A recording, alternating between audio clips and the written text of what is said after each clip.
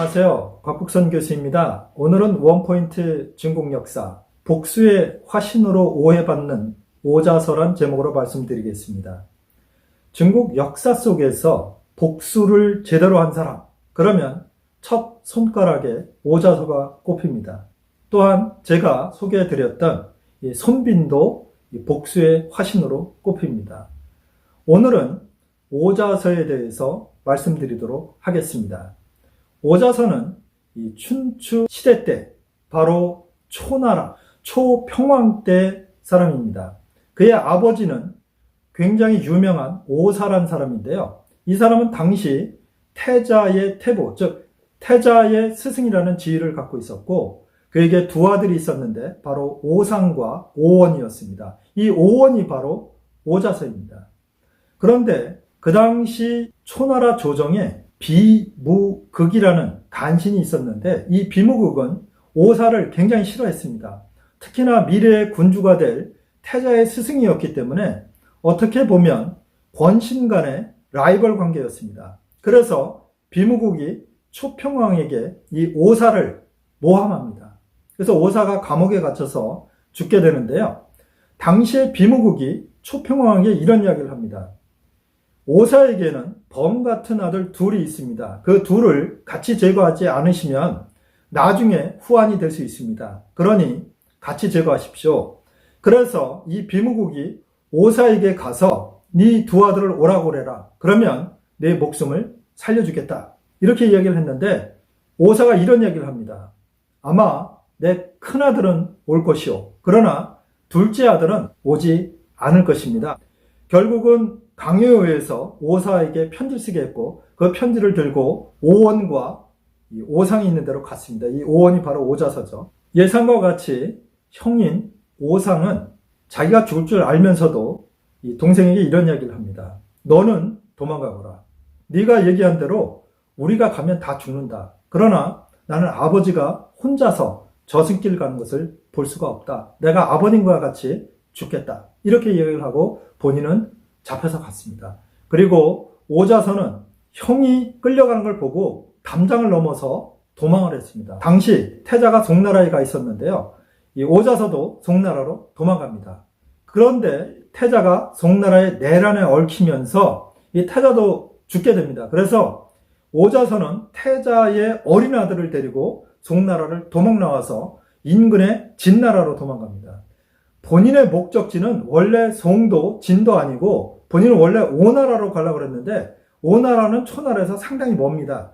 오나라의 위치는 지금 지도에 보시면 태오가 나오는데요. 이 태오의 서북부 그리고 서쪽에 있는 나라였습니다. 지금으로 치면 강소정의 소주, 무석 그것이 일대고요. 그 밑에 절강성 북부 지역이 포함됩니다.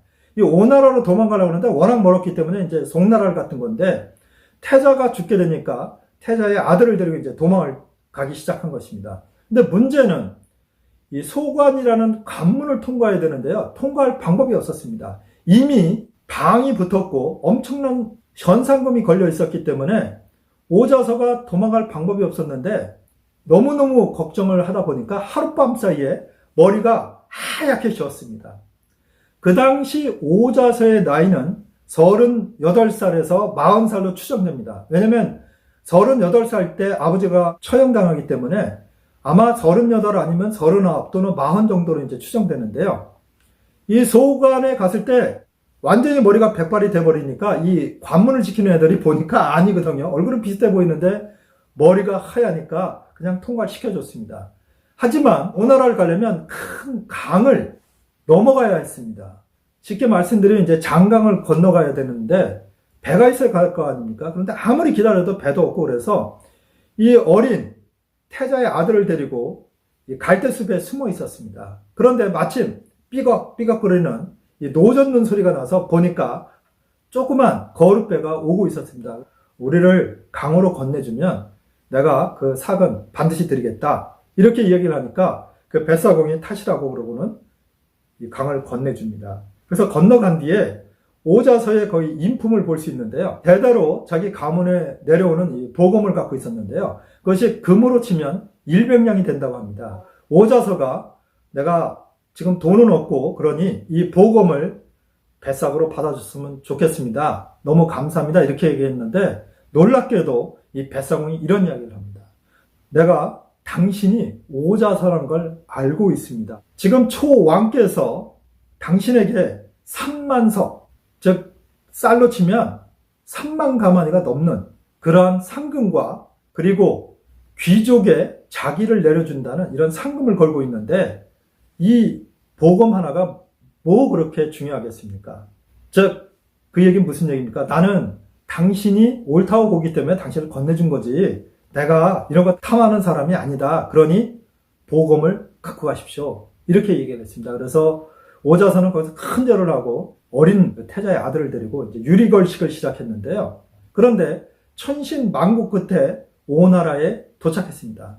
그래서 그 당시에 공자광을 만나게 됐고 이 공자광을 도와서 결국은 그 당시에 오왕을 제거하고 이 공자광을 왕위에 올리는 데 있어서 오자서가 결정적인 역할을 합니다. 공자광은 역사적으로 함려란 이름으로 알려져 있고 이 함려는 중국 역사에서 좀 평가가 엇갈리긴 합니다만은 춘추 5패 중에 한 사람으로 들어가기도 합니다. 그 정도로 뛰어난 임금이었죠.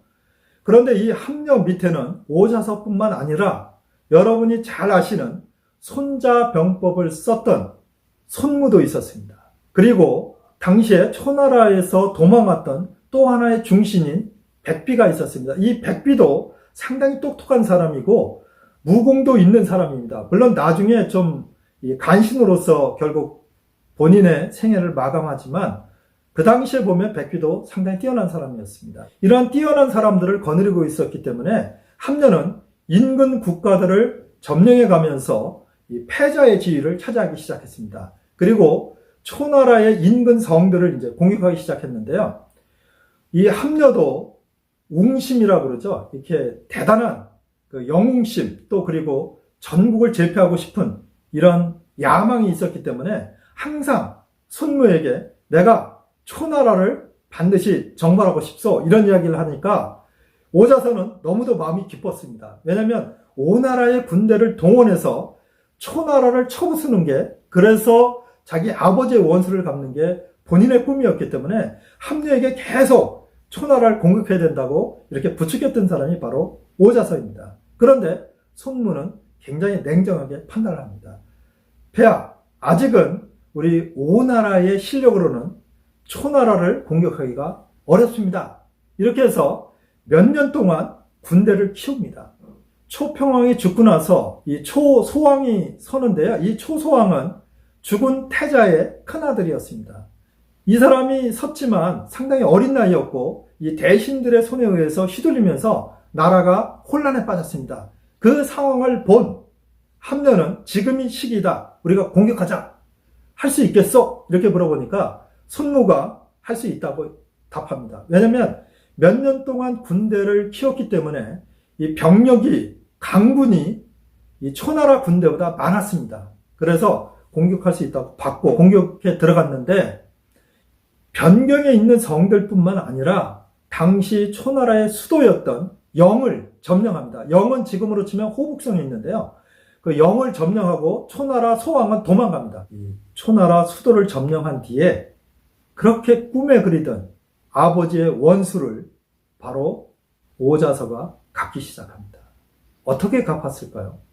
이 오자서는 이미 초평왕이 죽었기 때문에 초평왕을 직접 죽일 수가 없으니까 부하들을 시켜서 초평왕의 무덤을 파괴합니다. 관을 꺼내서 시체를 바로 길바닥에 놓고는 본인이 직접 채찍을 들고 지체를 향해서 300번이나 채찍질을 합니다. 이게 그 중국에서 유명한 지체에 300번의 채찍질을 했다는 고사인데요. 그것을 받든 초나라의 사람들의 마음은 달랐습니다. 오자서가 복수를 한 것까지는 인정을 해줬는데 그렇더라도 초평왕은 왕이었고 채찍질도 한두 번 했으면 되는데 300번을 해서 아예 그나마 남아있던 살도 다 없어지고 뼈도 다 으스러지게 만들었다는 것은 이것은 지나치다. 이게 초나라 사람들의 생각이었습니다. 그래서 결국은 이 반란의 마음이 일어났고 이 오나라가 초나라를 전부 다 정벌하지 못하고 퇴각하게 되는 이유를 제공하게 되었습니다. 물론 거기에는 다른 이유가 있는데요. 그 다른 이유와 제가 왜 제목으로 복수의 화신으로 오해받는 오자서라고 했을까요? 지금 보면 초평왕을 300번이나 채찍질한 걸 봐서는 복수의 화신처럼 보입니다. 그리고 그가 38살 때 아버지가 죽었고 본인이 초나라를 정복했을 때는 54살이었습니다. 그러니까 무려 16년 후에 복수를 한 건데요.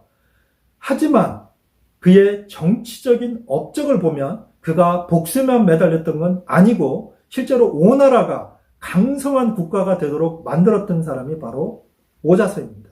그렇기 때문에 저는 모든 역사서 그리고 지금의 중국 사람들도 오자서를 복수의 화신으로만 생각하지만 저는 오히려 오자서가 복수도 했지만 더 중요한 것은 상당히 뛰어난 정치가였다. 그리고 그 당시에 악후대에 있었던 오나라를 강성한 국가로 만들었던 사람이 오자서라고 저는 평가하고 있습니다. 그래서 오자서가 어떻게 정치를 했으며 그의 마지막은 어떻게 되었는지 그 이야기는 다음 시간에 말씀드리도록 하겠습니다. 시청해 주셔서 감사합니다.